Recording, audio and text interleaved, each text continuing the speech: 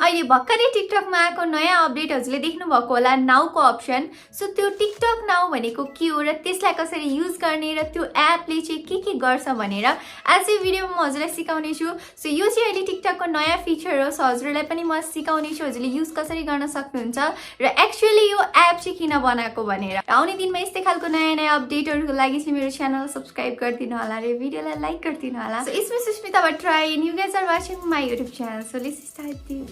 So हजुरले चाहिँ TikTok नाउलाई चाहिँ डाउनलोड गर्नको लागि प्ले स्टोर वा एप स्टोरमा गएर हजुरले सर्च गर्नु होला। त्यहाँबाट सर्च गरेर हजुरले डाइरेक्टली डाउनलोड गर्न सक्नुहुन्छ। डाउनलोड गरेर ओपनमा क्लिक गर्नु होला र हजुरले यस्तो खालको इन्टरफेस भेट्नुहुन्छ। स्टार्टमा क्लिक गर्नु होला।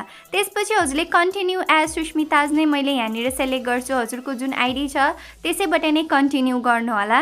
हजुरले यहाँनिर लगइन गर्नै पर्ने हुन्छ हजुरको आफ्नै टिकटक एकाउन्टले। अनि लगइन हुने बित्तिकै यस्तो खालको इन्टरफेस देख्नुहुन्छ। हजुरले नेक्स्टमा क्लिक गर्नु होला र एलाउ गर्नु होला। हजुरले यहाँनिर डोन्ट एलाउ पनि गर्न सक्नुहुन्छ र यसरी एड फ्रेन्ड हजुरले देख्न सक्नुहुन्छ। त्यसपछि हजुरले यसरी नेक्स्टमा क्लिक गर्दै र त्यहाँनिर चाहिँ हजुरले नोटिफिकेसनको लागि पनि एलाउ गर्नु होला र माथि यस्तो खालको नोटिफिकेसन आउँछ। त्यसमा क्लिक गर्ने बित्तिकै क्यामेराको लागि पनि हजुरले एक्सेस दिनुपर्ने हुन्छ, माइक्रोफोनको लागि पनि एक्सेस दिनुपर्ने हुन्छ।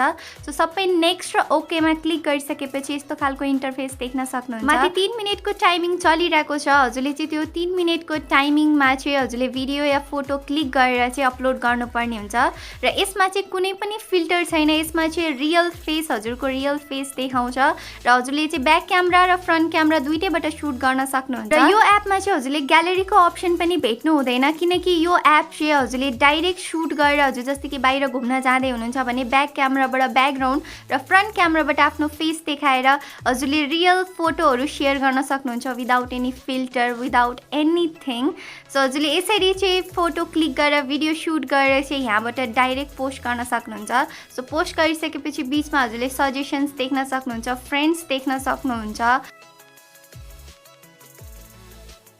सो यसरी गरिसकेपछि हजुरले चाहिँ त्यसैको साइडमा आफ्नो प्रोफाइल देख्नुहुन्छ।